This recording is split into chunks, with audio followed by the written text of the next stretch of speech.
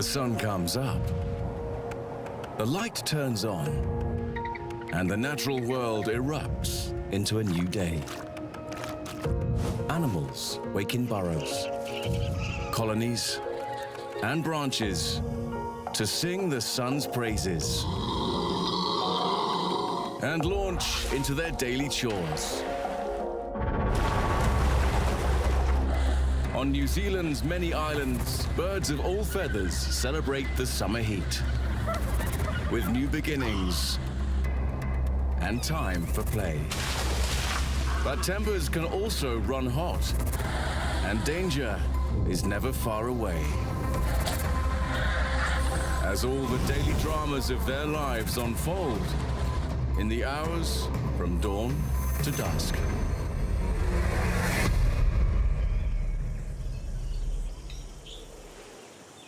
It's the night before Christmas in New Zealand. Dawn is not far off.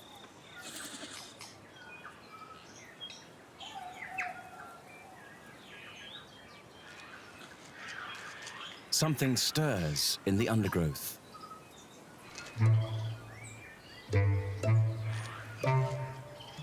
New Zealand's most iconic creature winds up its day's work before dawn.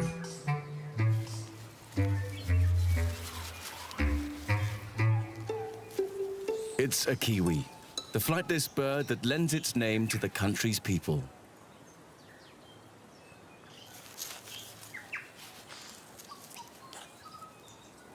There are no native land mammals here, so she does a job done elsewhere by hedgehogs, sniffing out worms and insects in the leaf litter.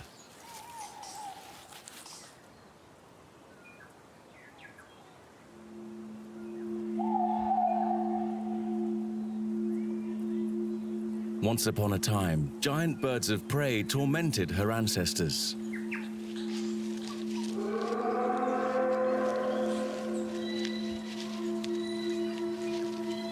Although the old enemies are long gone, her kind still avoids daylight.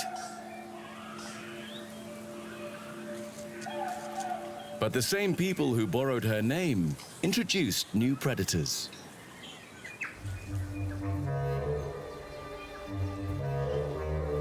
Efficient mammalian hunters. A stoat can kill creatures much larger than itself. It's caught the scent of her partner on the nest.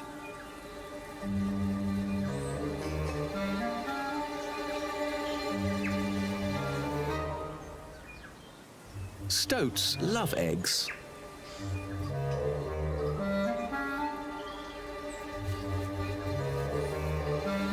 But an angry Kiwi dad, not so much.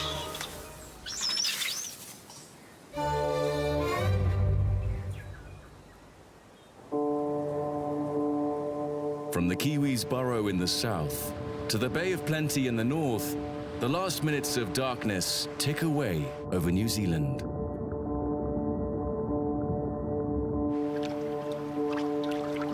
For flying fish, there's still time to feast on the plankton that comes to the surface at night. But larger hunters also like to feed in the dark. Kingfish strike on scene from below. The flyers take off. They can't be caught mid-air.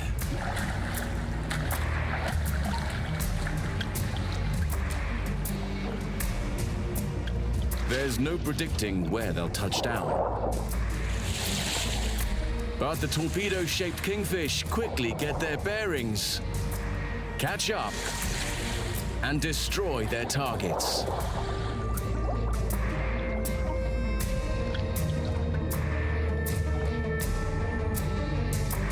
Leaving only scraps to drift down to the seafloor.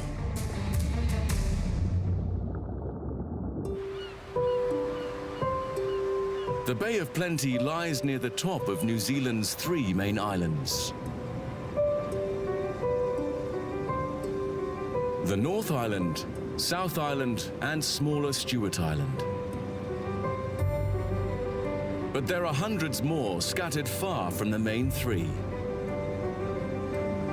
The Chatham Islands are 800 kilometers to the east.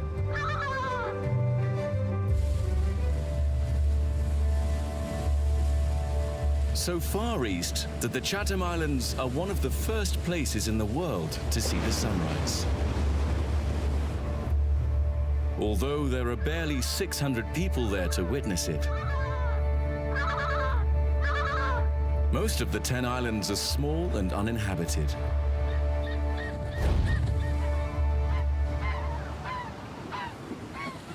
Instead, a family of brown skuas greet the sun on tiny Rangutira Island.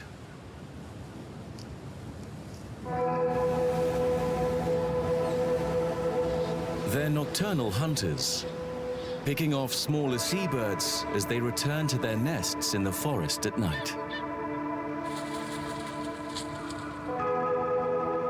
And bringing the leftovers home for breakfast.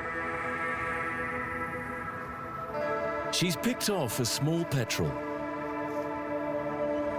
Thousands nest in these forests.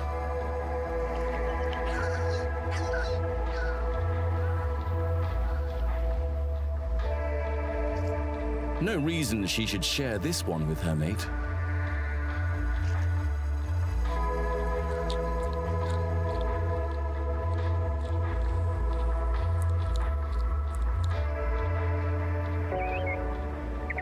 Their babies are another matter, of course. Christmas Day down under is the height of summer.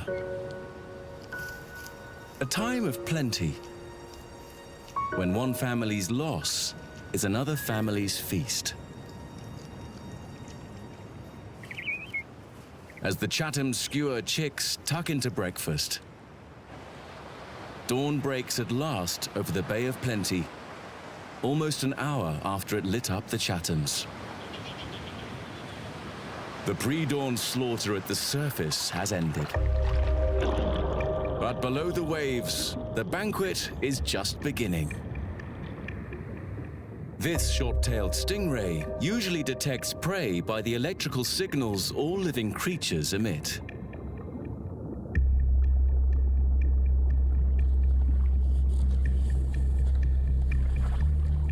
The lifeless scraps of flying fish aren't broadcasting anymore.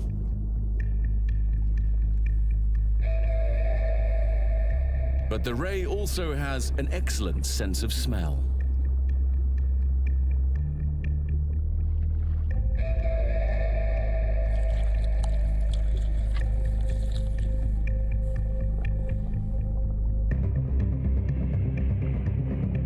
Nearby, a snapper snaps up a scrap that a comb star was gunning for.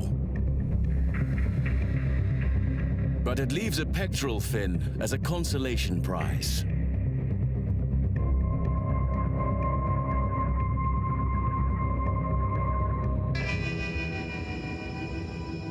Two toxic scorpionfish must settle a dispute over dominance before they join the party.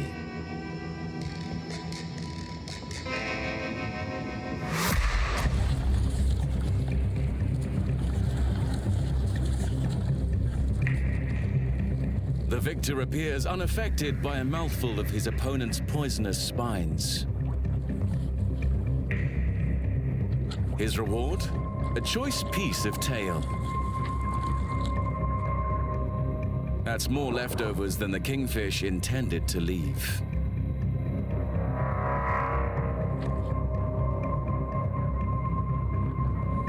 It's his, for as long as he can hold on to it.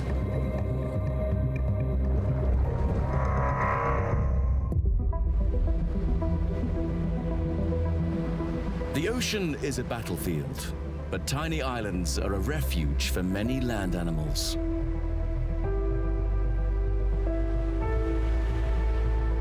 Small islands are easier to rid of the introduced mammals that plague the mainland, and the sea stops them from coming back.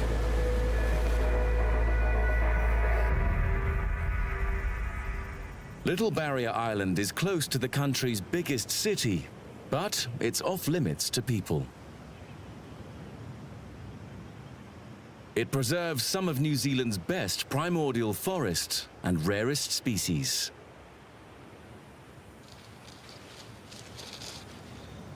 Morning reveals the largest native land predator.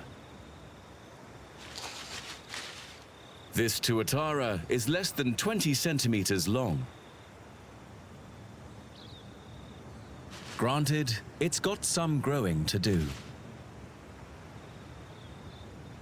The larger adults are mostly nocturnal, but the babies prefer daylight hours, possibly to avoid being eaten by the adults.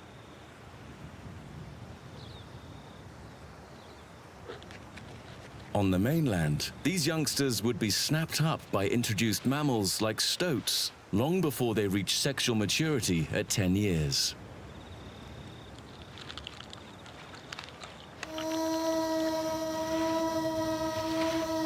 Tuatara are Time Lords. This male may breed well into his hundreds. For now, he's just warming up a little before the day gets too hot. He doesn't like the heat, unlike lizards, which he is most definitely not. Their families parted ways 250 million years ago. He's a rhynchocephalian, the last survivor of a once proud global dynasty.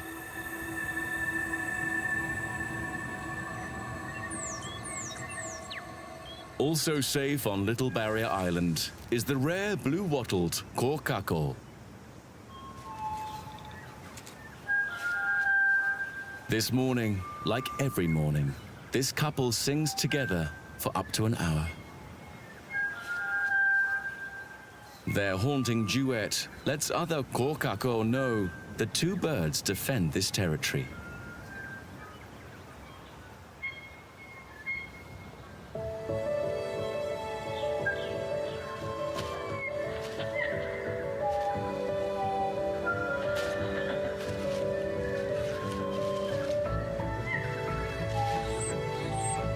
The morning's recital should prevent any physical confrontations.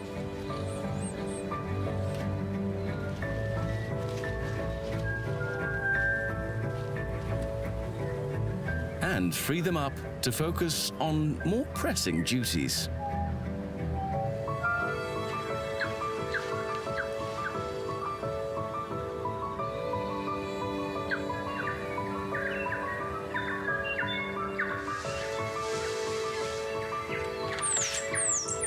Morning on Little Barrier Island is a time of hectic activity and almost deafening song from dozens of bird species.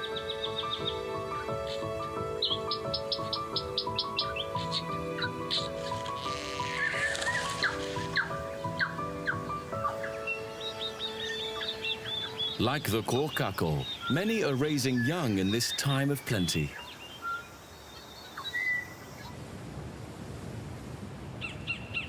All around the island's coast, ancient pōhutukawa are a riot of green and red. Which is why the human kiwis also call it the New Zealand Christmas tree. They're serving a festive breakfast for many nectar-loving songbirds.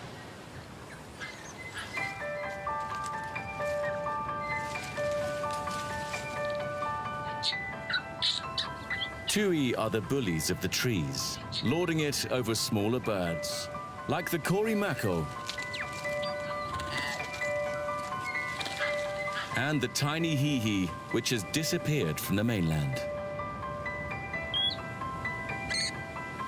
As has the red-wattled tieke, the only living relatives of the kōkako.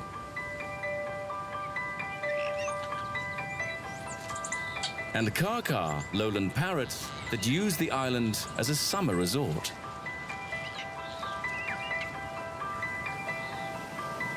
Little Barrier Island preserves the bird's primordial home as it was before introduced mammals ravaged the mainland. A morning safe from invaders. That's something to crow about.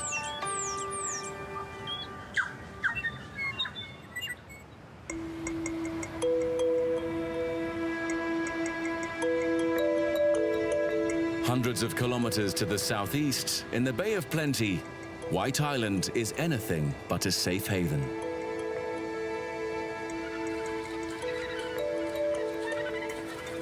Here, the sun stirs life into a colony of 10,000 Australasian gannets.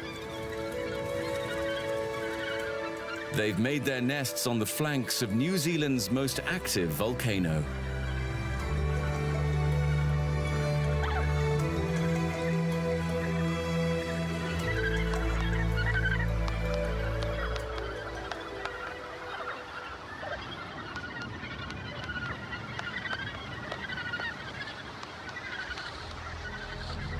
Only the crater wall blocks their view of the hellmouth on their doorstep.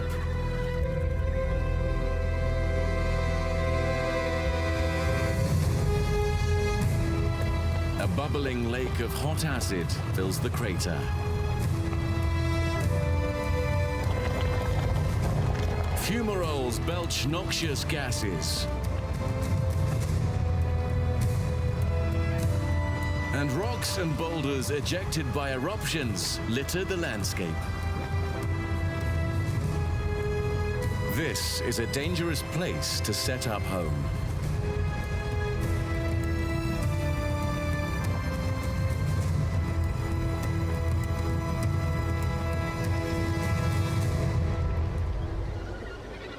Any day could be the gannet's last. But the island is in the path of currents that bring ocean-going fish right to their doorstep. That's why they stick around. This male has a chick relying on him for food. He must find it. And hope his home is still there when he gets back.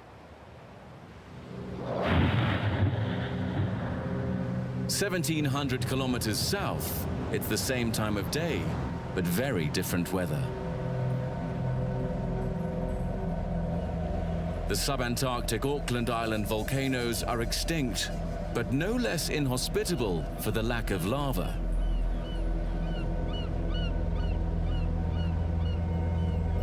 It may be summer, but a white Christmas is always a possibility.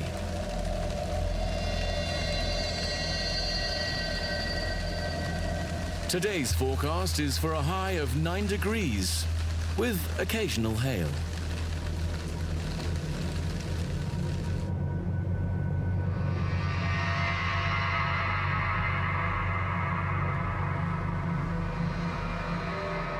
No showy subtropical Christmas trees here. The stunted rata are their more demure cold climate cousins. The birds are hardier down here too. Yellow-eyed penguins were made for this weather. They are pictures of domestic bliss. Mums, dads, and in most homes, 2 chicks. These little fluffballs were born last week. While one parent stays with them for warmth and protection, the other joins a fishing party setting out for the beach.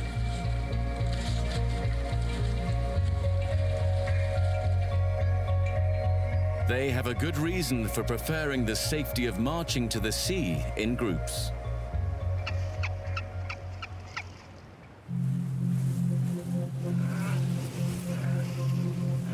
Their mortal enemies are also here to breed.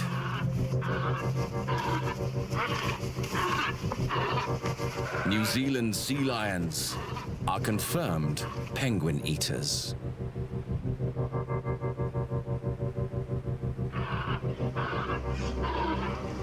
These subadult males, or Sammies, are too young to win mating rights.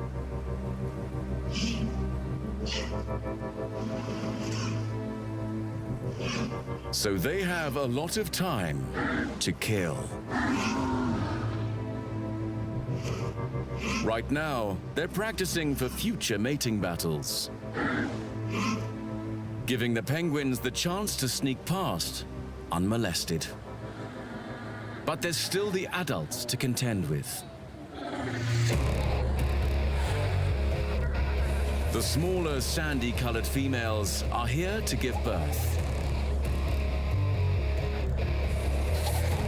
The 400-kilo beachmasters are here for the females.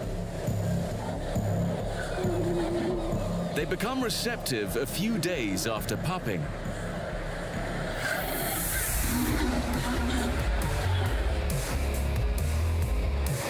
Each bull has fought hard for the right to lord it over 20 or so females.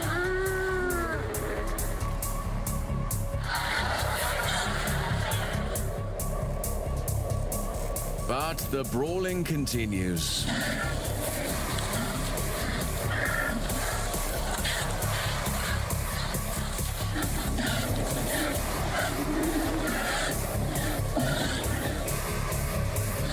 Unlike the monogamous penguins, the beachmasters are always trying to steal females away from neighboring males. At last, the penguins make it to the relative safety of the sea. And it is relative. To survive the icy subantarctic water, both penguins and sea lions pack lots of fatty insulation.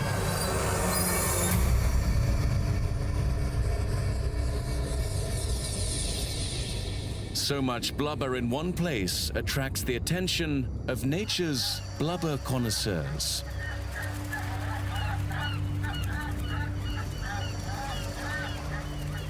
Summer brings great white sharks to the islands. We don't know if these mysterious animals are also here to mate, or if they've just come for the smorgasbord. One decides to try the mutton bird while waiting for the main course.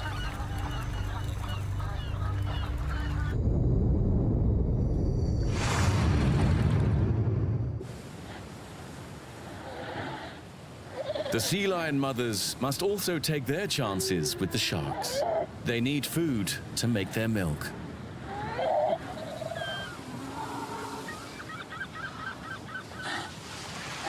But to do that, they have to get away from the sexually aggressive males that dog their every move.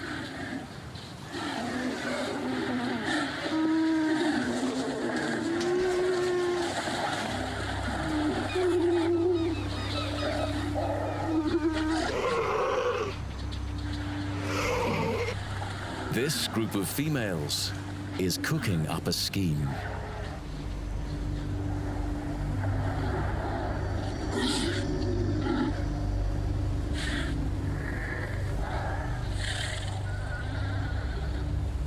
They've waited for high tide, so there's less distance to cover.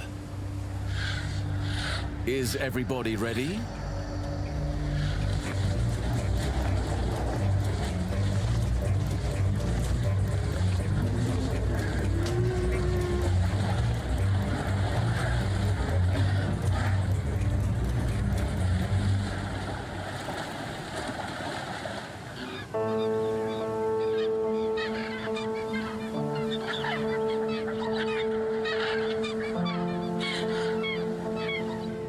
One mother doesn't join the other females at sea. She won't need her milk. For the local skuas, this is the most wonderful time of the year.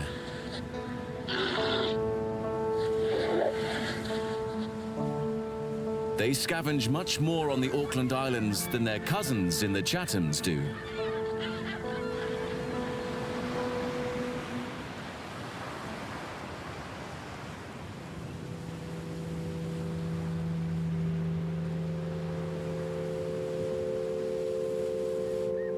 well fed on seabirds he caught last night, this Chatham male has little to do with his morning other than patrol his territory.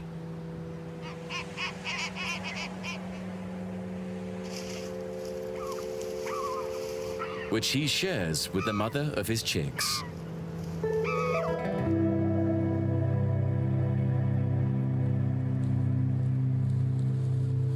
Or possibly the mother of his chicks. It's complicated. They both mated with her.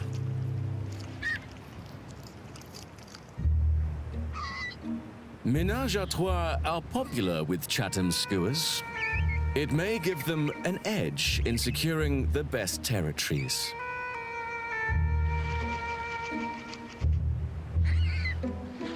Whatever the reason, they're all devoted to each other and to whoever's chicks they are.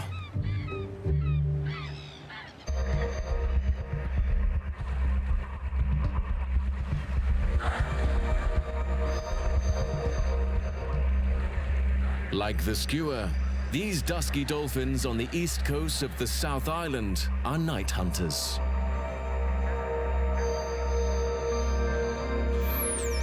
These are commuters, shift workers on the morning train back home.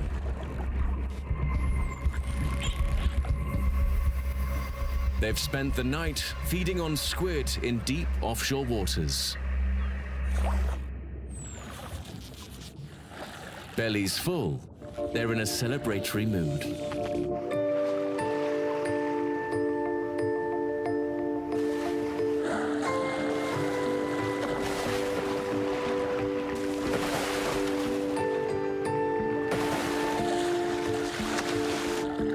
They plan to spend the rest of the day resting and relaxing in safer, shallower water.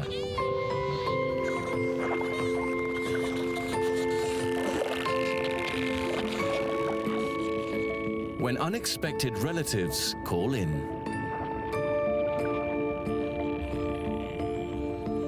Common dolphins, easily distinguished by their long beaks.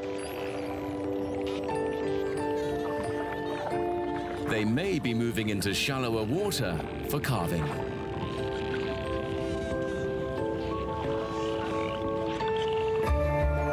Whatever the reason, their dusky hosts make them feel welcome. Each seems to recognize the others as fellow travelers. They socialize. Perhaps they're sharing stories. And just like that, the magical encounter ends.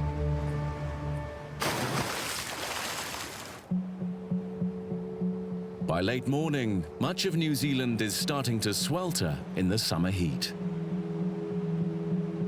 It's a lovely sunny day on the eastern side of the Southern Alps, the mountain range that runs the length of the South Island. But on the other side, it's a completely different story. December is one of the wettest months in one of New Zealand's wettest locations. And today's weather on the west coast is no exception. As the wet westerly winds hit the mountainous barrier, they rise and form clouds. And that suits the locals just fine.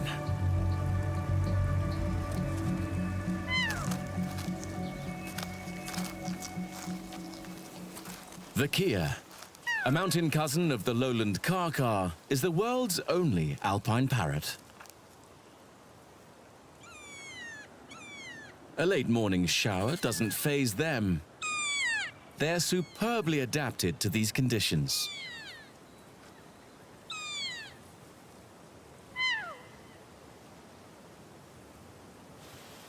These birds with yellow around their eyes and beaks are juveniles.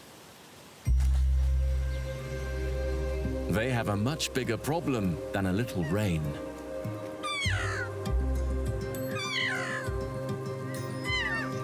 Finding sustenance in such a harsh environment isn't easy.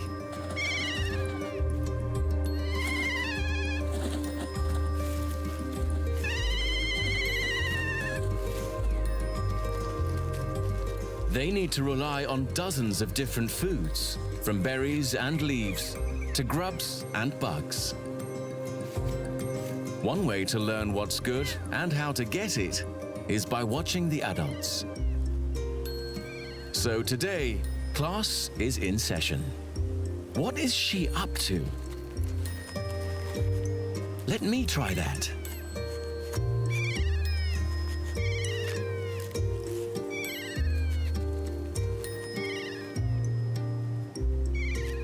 Is this edible?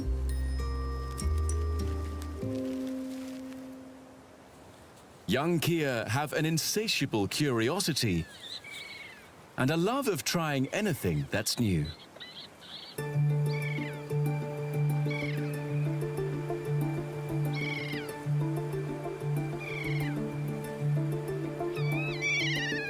Scientists say they're one of the most intelligent birds on the planet.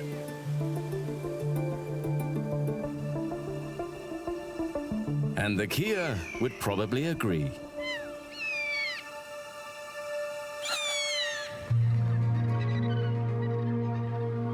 But Kia are not the only problem-solving wunderbirds.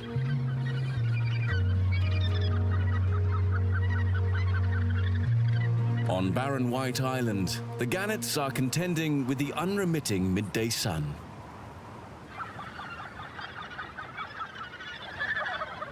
Panting helps a little. But it causes moisture loss that can lead to fatal dehydration. Although there's cool sea all around, the half-developed chicks can't reach it.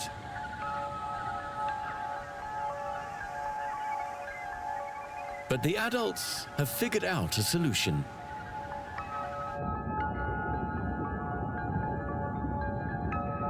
And it grows close to shore.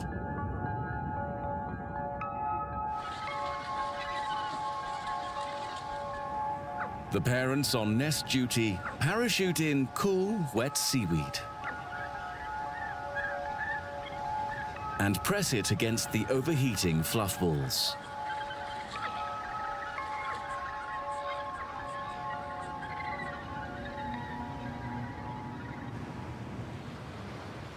While one parent minds the chick, the other is out hunting fish.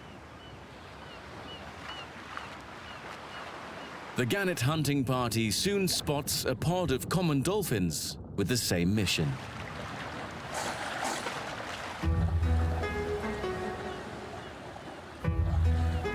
The birds and the dolphins face the same problem: finding the fish in all that water.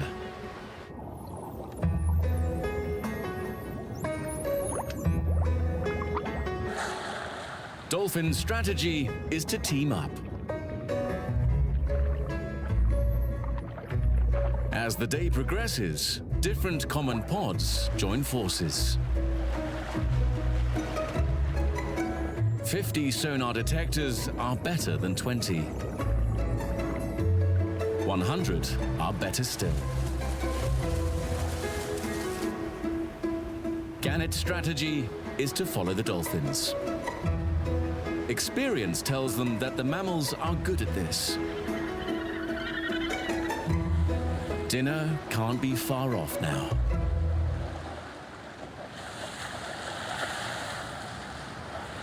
While the northern commons are just getting serious about hunting, the southern Duskies have the afternoon off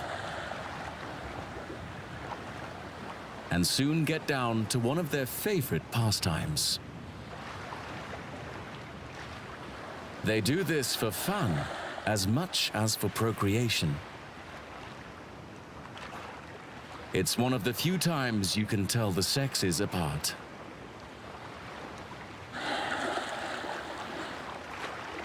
The female is always on top.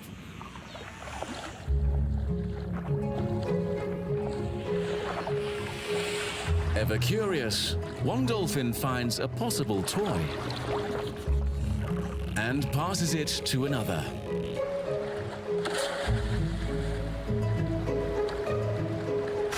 Soon, dozens of dolphins are playing a rousing game of pass the seaweed.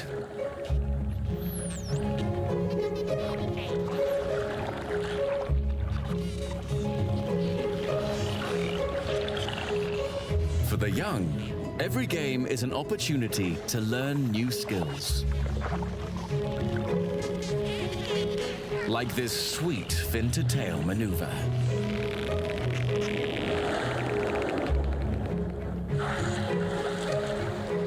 Duskies are among the most acrobatic members of the dolphin family. Skills learned at play will be put to good use when the time comes to hunt again.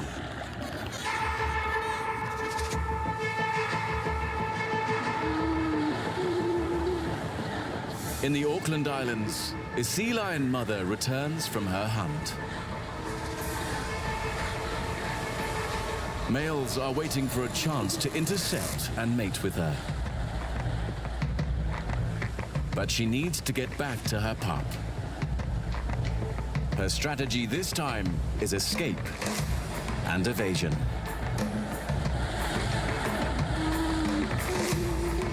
She's agile and fast on her flippers.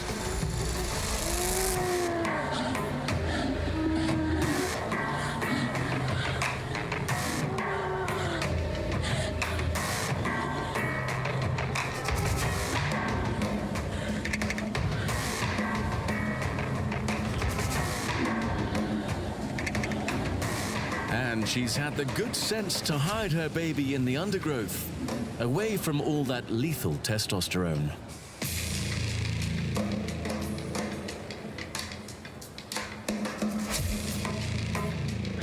Mating males care only about creating next season's pups.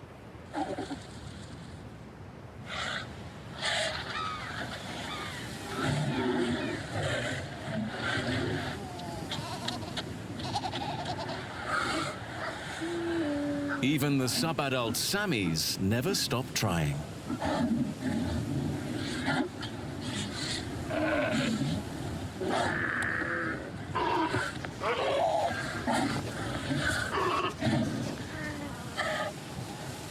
Cranked to the eyeballs with hormones, the Beachmaster's pursuit of his females is relentless.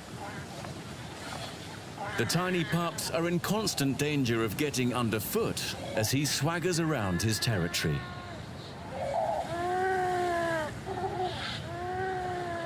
The 400-kilo beast doesn't even register what he's doing, or the mother's desperate attempts to get him to move. Male aggression is the biggest killer of baby sea lions.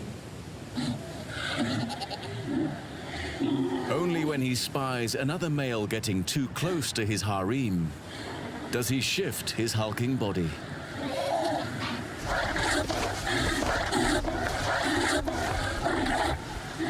And rob the skua of another easy meal.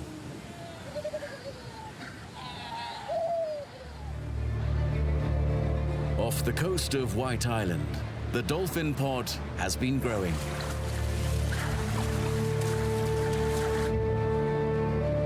By late afternoon, a superpod of over 1,000 common dolphins is sweeping the sea.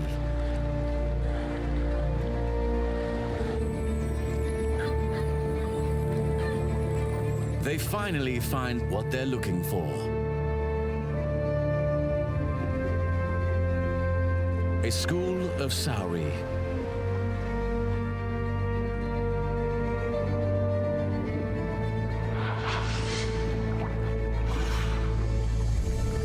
With practiced efficiency, the dolphins begin to herd the fish into ever tighter balls.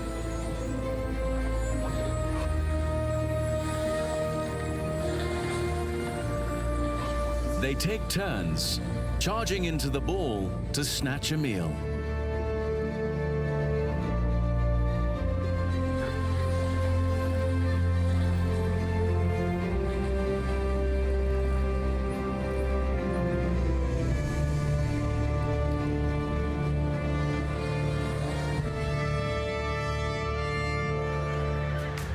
The gannets see what's going on below and rain out of the sky.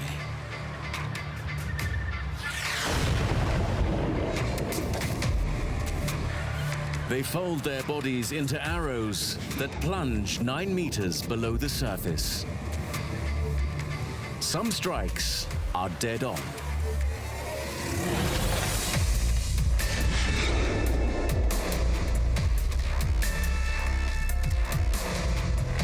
But the panicked fish are ever-moving targets. No problem. Gannets are those rare birds that can flap to swim as well as fly.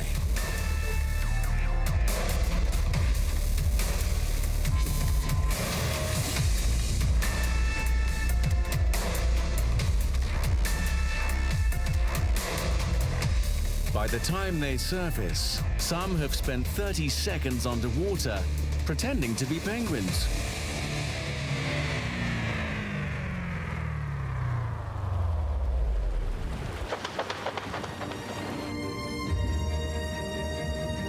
Off the Auckland Islands, far to the south, the real penguins are doing the same thing. They're more like tiny feathered dolphins than birds. They chanced on this shoal of fish on their way home. The perfect end to a successful expedition.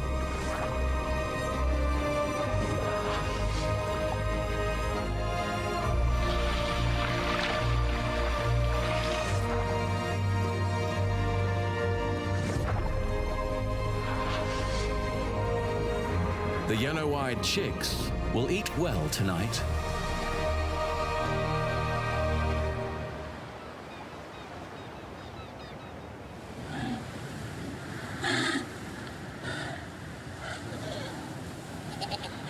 Back on the beach, the lucky sea lion babies are already having dinner.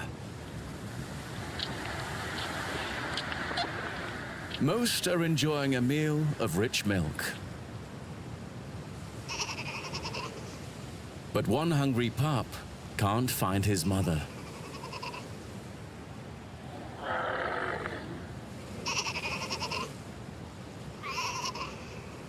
His call goes unanswered.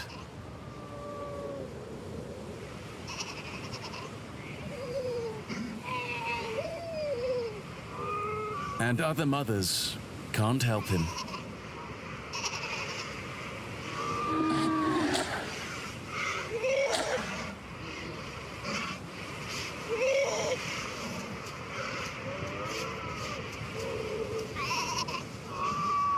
He doesn't know it yet, but his own mother isn't coming back.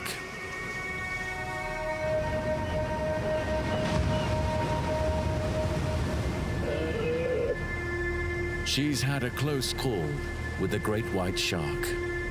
Too close. The pattern its teeth have shredded into her belly are unmistakable. She's tried to make it back to her pup, but her journey ends on an isolated beach.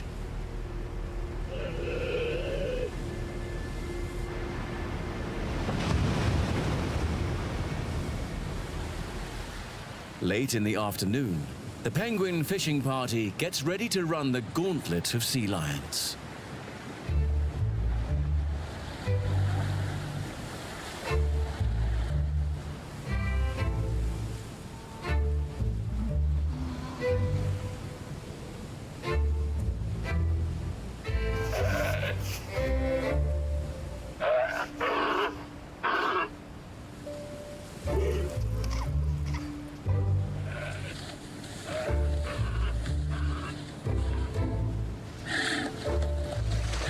Speed and a quick sidestep are of the essence.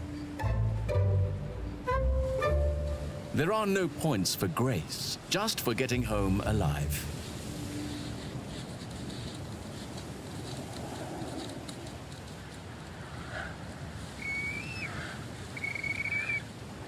But there's a straggler. A one-footed survivor. He may have lost the other to a sea lion or a shark. The wound is not fresh. 1 foot faithfully continues to take his turn, fishing for the family.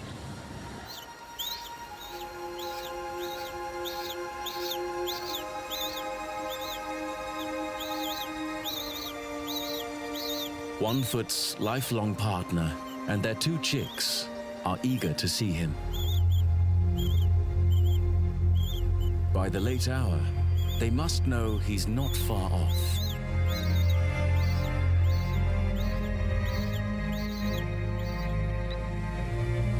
Against the odds, the straggling 1 foot struggles into the vegetation.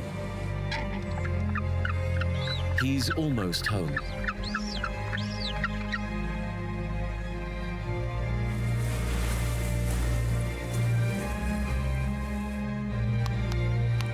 The other chicks in the colony are already gobbling down half-digested fish, disgorged by returning heroes.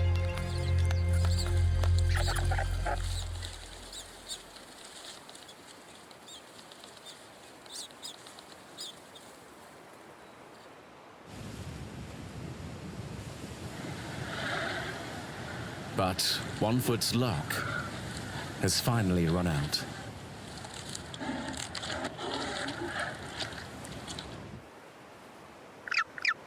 It's a double tragedy.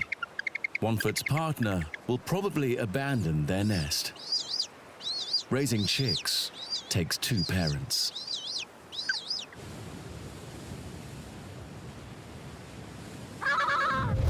Perhaps that's one advantage to breeding in 3s.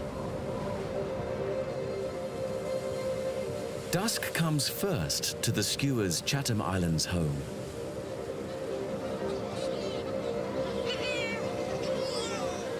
With it comes their food, as thousands of seabirds return to their nest burrows. Including plump little petrels crashing through the trees.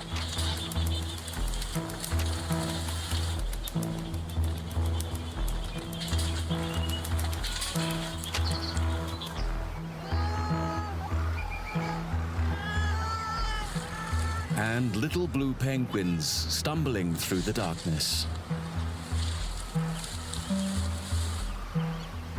They've all come home with bellies full of fish to feed their chicks.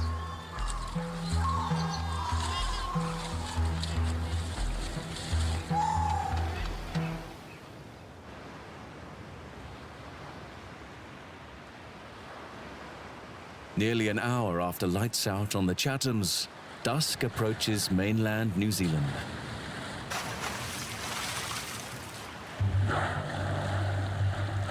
Kaikoura's dusky dolphins prepare for their nightly commute.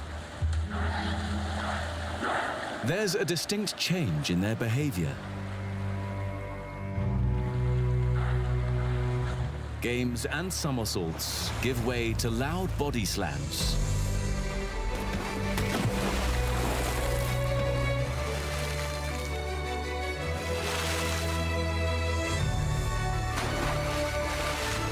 It's sonic communication, letting everyone know it's time to head off for a night of hunting in the deep.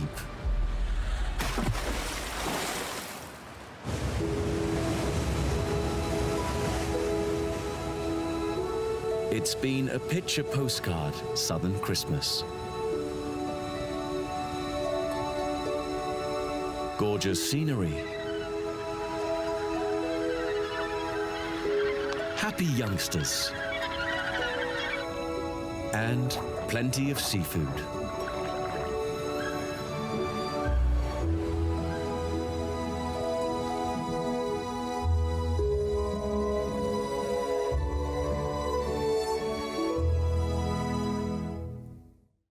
Hey Love Nature fans, be sure to like and subscribe to catch all our wild animal stories. Get closer to nature right here on YouTube.